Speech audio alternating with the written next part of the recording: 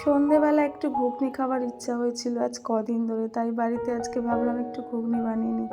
তাই আজ রাতের ডিনারে ঘুগনি আর মুড়িই হবে। তো নমস্কার বন্ধুরা, আলপনা লাইফস্টাইলে আপনাদের সবাইকে স্বাগত জানাই। আশা করি আপনারা সবাই ভালো আছেন। তো আজকের ভিডিওটা শেষ পর্যন্ত দেখার অনুরোধ রইল আপনাদেরকে। আশা করছি ভিডিওটা আপনাদের ভালোই লাগবে। তো ঘুগনি বানানো হচ্ছে, তারপরে আজকে বললাম না বাড়িতে পুজোর প্রস্তুতি চলছে। তো পুজোর প্রস্তুতির জন্য আমাদের অনেক কিছুই করতে হচ্ছে। দশকর্মার বাজার টাজার সবই প্রায় করে নিয়েছি, আর বাকি কাজ একটু একটু করে করছি।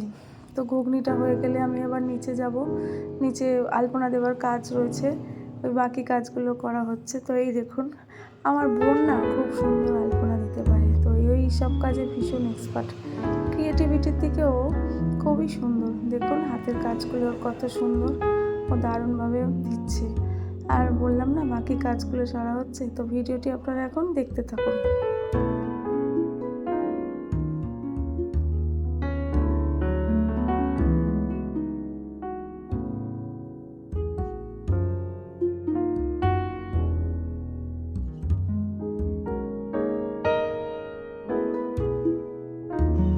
বাড়িতে কোনো পুজো বা অনুষ্ঠান হলে সবারই খুব ভালো লাগে, মনটাও আনন্দে ভরে ওঠে এবং আত্মীয় স্বজন কাছের মানুষগুলোকে এক জায়গায় পাওয়া যায়।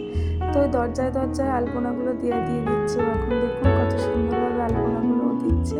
আপনারা অবশ্যই কমেন্ট করে জানাবেন ওর আলপনাগুলো কেমন হয়েছে। 3-4টে দরজার মুখে দিচ্ছে, আর মেন জায়গায় ঘরে তো দেওয়াই হয়ে গেছে। তো নেক্সট ভিডিওতে আপনারা পুজোর সব ব্লগগুলোই দেখতে পাবেন। তো তারপরে বললাম না দশকর্মার কিছু বাজার আছে, এই যে দশকর্মার বাজারগুলো আপনারা একটু দেখে নিন।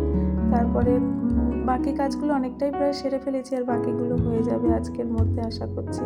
তো আপনারা এখন ব্লগটা দেখতে থাকুন সম্পূর্ণভাবে, অনুরোধ রইল।